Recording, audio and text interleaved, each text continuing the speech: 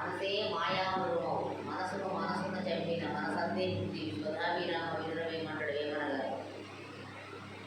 కొద్దిలాంటి మన మనసుని శ్వాస మీద పెట్టాలి.